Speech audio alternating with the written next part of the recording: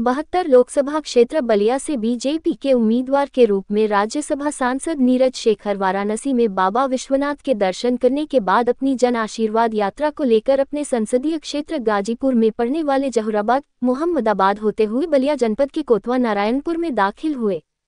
जन आशीर्वाद यात्रा का देर से इंतजार कर रहे कार्यकर्ताओं ने उनके पहुंचने पर जोरदार स्वागत किया। आशीर्वाद यात्रा का स्वागत नरही, फिफनाथ, सागरपाली, नसीराबाद, मालदेपुर इत्यादि स्थानों पर हुआ।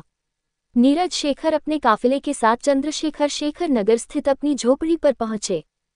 इस दौरान उनके साथ उत्तर प्रदेश के परिवहन मंत्री दयाशंकर सिंह, अल्पसंख्यक कल्याण मंत्री दानिश आजाद अंसारी के साथ जिला अध्यक्ष संजय यादव शामिल रहे।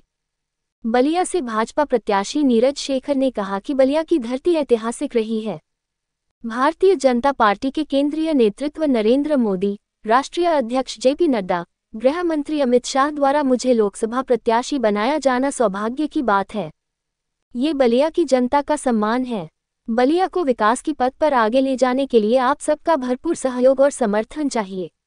पिछली सरकारों में देशवासियों को जिन बुनियादी सुविधाओं से दूर रखा गया, प्रधानमंत्री मोदी ने मात्र 1 दशक में उन सभी सुविधाओं को लोगों तक पहुंचाया है। कहा कि अब की बार 400 पार के लक्ष्य को हासिल करने के लिए हम सबको एकजुट होकर कमल के निशान पर वोट करना है। बलिया से वीरेंद्र सिंह की खास रिपोर्ट। से सांसद देश को प्रधानमंत्री के तौर पे उन्होंने सेवा भी दिया, क्या कहना चाहेंगे?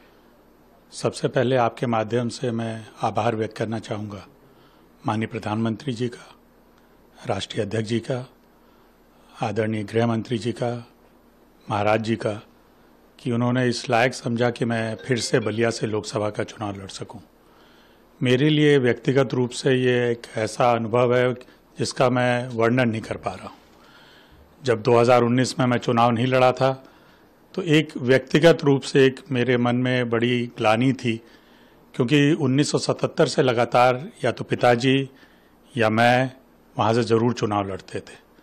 तो मैं व्यक्तिगत रूप से आभार व्यक्त करना, मैं ऋणी रहूँगा सदैव प्रधानमंत्री जी का इसके लिए, क्योंकि ये मेरे लिए, मेरा से बड़ा ये पिताजी को श्रद्धांजलि है कि यहाँ से फिर से परिवार का कोई लड़ पाया है।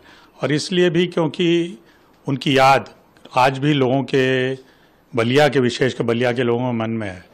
तो ये मैं आभार व्यक्त करना चाहूँगा कि उन्होंने इस लायक मुझे समझा कि बलिया से फिर से लोकसभा का चुनाव लड़ने का मुझे अवसर दिया है।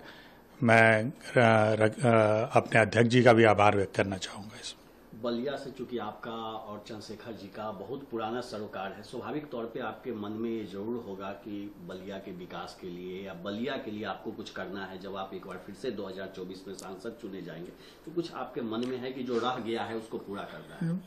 कई चीज़ें जो अधूरी रह गई हैं, जिसे पिताजी के नाम से विश्वविद्यालय था उसको और आगे बढ़ाना है।